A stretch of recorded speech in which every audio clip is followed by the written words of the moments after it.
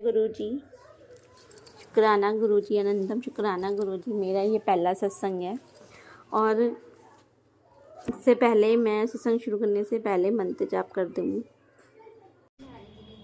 ओम नमः शिवाय, शिवजी सदा सहाय। ओम नमः शिवाय, गुरुजी सदा सहाय। नमः शिवाय, शिवजी सदा सहाय। ओम नमः शिवाय, गुरुजी सदा सहाय। जय गुरु। जैसे कि गुरुजी कहते हैं कि अपनी पहले से ही पूरी जर्नी शुरू करनी चाहिए सत्संग में, तो मैं भी अपनी पहली पूरी जर्नी सत्संग में शेयर करती हूँ। सत्संग शुरू करती हूँ।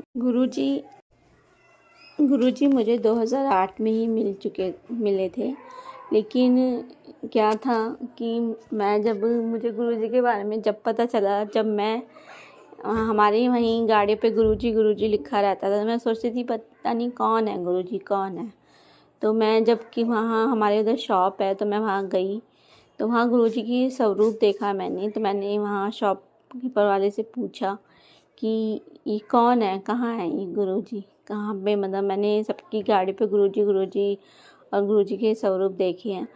तो कहते कि छतरपुर में मतलब इनका मंदिर है, बड़ा मंदिर जिसे कहते हैं, वो है। तो वहाँ पे ये गुरुजी हैं। तो लेकिन उन्होंने कहा कि भाई अब जैसे गुरुजी नहीं है, लेकिन हमारे समक्ष तो है गुरुजी, साक्षात हैं हमारे बीच में। लेकिन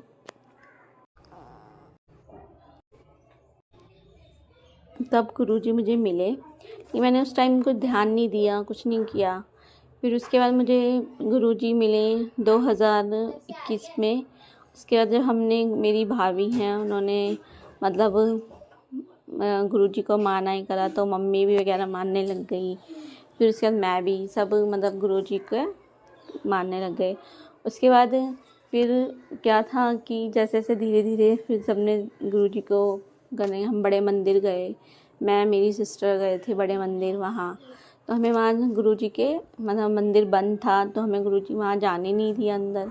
हमें पता नहीं था, क्योंकि हम फर्स्ट टाइम गए थे, तो हमें मालूम नहीं था कि आज ये मंदिर मतलब बंद रहता है, शाम को खुलता है। तो हम कह रहे शाम तक हम कैसे रुकेंगे, तो हम वापस चले गए। फिर हम आए अगले मंडे, फिर हम मंडे को आए, तो वहाँ गुरुजी के दर्शन किए हमने, प्रसाद खाया, तो हमें गुरुजी मिले।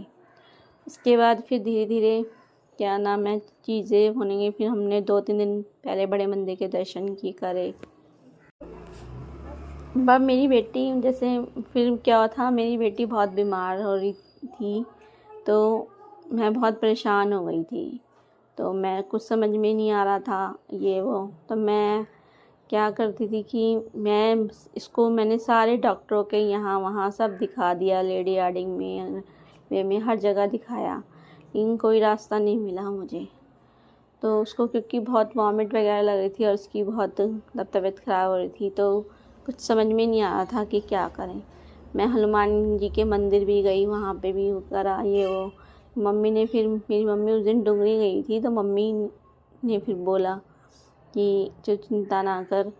फिर जब वो रात को मैं लौट के आई, तो हम हॉस्पिटल गए हुए थे BLK में, तो इमरजेंसी में। तो फिर एकदम ही भाई का फ़ोन आया, तो फिर उसने मम्मी को बोला कि भैया आप वहाँ चले जाओ घर। तो फिर क्या नाम है वहाँ पे उसकी तबीयत ज़्यादा ख़राब हो रही है, तो आप उधर ही वहीं रहना।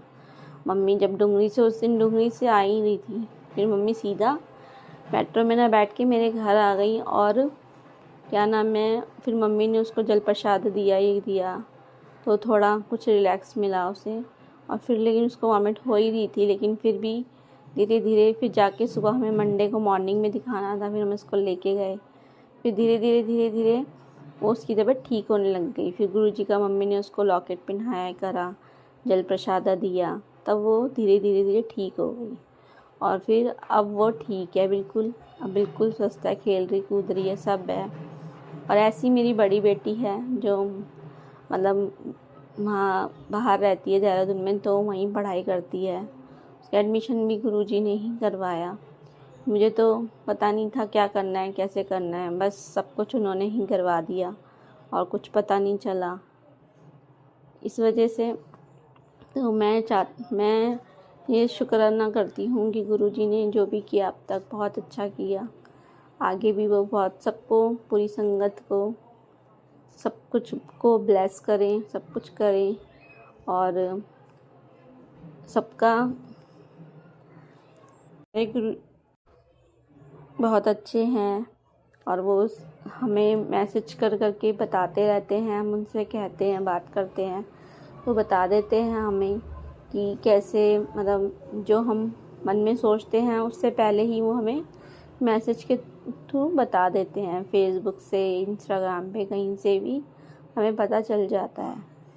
इसलिए तो जो भी बातें होती हैं तो वही गुरुजी बताते हैं और हमारे गुरुजी बहुत अच्छे हैं। अब मैं अपने सत्संग का विराम करती हूँ और ख़त्म करती हूँ सत्संग। और जय गुरुजी, शुक्राना गुरुजी, अनंतम अनंतम शुक्राना।